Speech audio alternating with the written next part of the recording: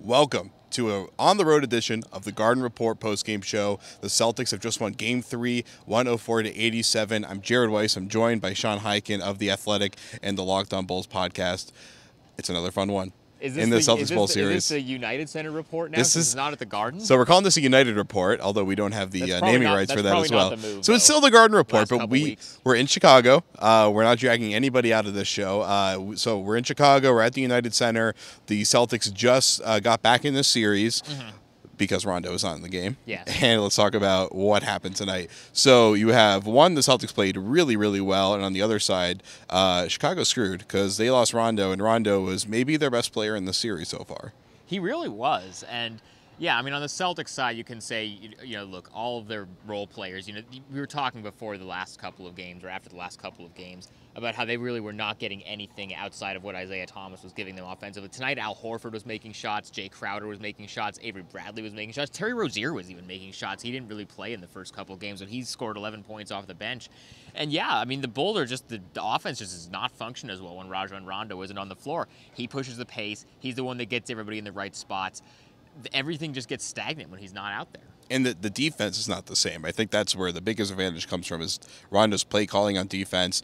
Almost every single time the Bulls are in transition, he would be yelling out assignments. I mean, he does that really as well as anybody in the NBA. I mean, that's one of the things he's really great at, and they need someone to step up. It's not going to be Jerrion Grant or Michael Carter-Williams. We might not really see any of them for the rest of the series. I'll sure we'll see a little bit, but the Bulls are gravitating away from using a point guard and relying on Butler and Wade. We saw that in the fourth quarter. Now, on the other side for the Celtics, before we get to the Bulls in part two, Al Horford said he couldn't find a rhythm offensively last game. This game, he finally found it. He was tied for leading scorer at 18 points. So in Al Horford fashion, this game had an 18-point high score. But he seemed to be kind of the steady offensive presence that the Celtics needed tonight. Yeah, he really was, and they just ran that pick and roll with him and Isaiah just over and over and over again, and the Bulls had no answer for it. We need to talk about the Gerald Green thing.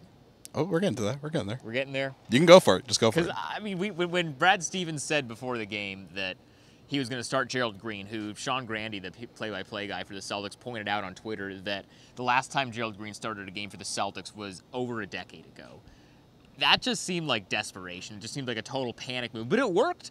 It was a smaller lineup. The Bulls struggled with that lineup. They were spacing the floor. They were throwing shots up. It worked.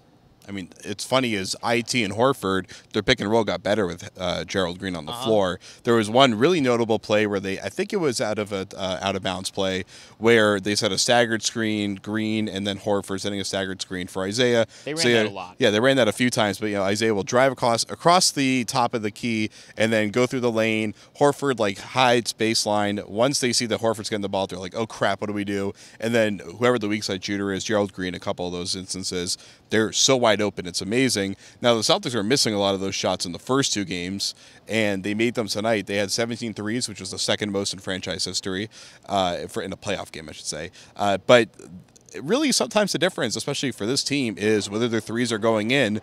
They were missing a lot of wide open threes. They manufactured better looks tonight, but it's kind of just a bit of that the threes are actually going down tonight. Yeah, this felt like a little bit of correction for how the series went the first couple of games. I don't think the Bulls are as good as they were in the first two games, and I don't think the Celtics are as bad as they were in the first two games. Tonight, everything and obviously the Rondo injury changes a lot of things about the dynamic of the Bulls, but the Celtics looked like the better team tonight, just as everybody thought they were the better team going into the series. Yeah, they probably are, but that's only because Rondo's not there anymore. Right. So does this change the way you feel, or how do you feel the series playing out at this point? I mean, we kind of expected them to take this one.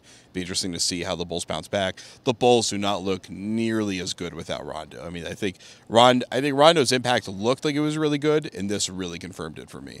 Yeah, and now I think we'll know a lot more after Sunday. I think whoever wins Game 4 is going to be ultimately winning the series. If the Bulls win, then they're up 3-1, and then they only have to win one of the next three games. And I have to think, even as inconsistent as this team is, they'll be able to figure out a way to do that.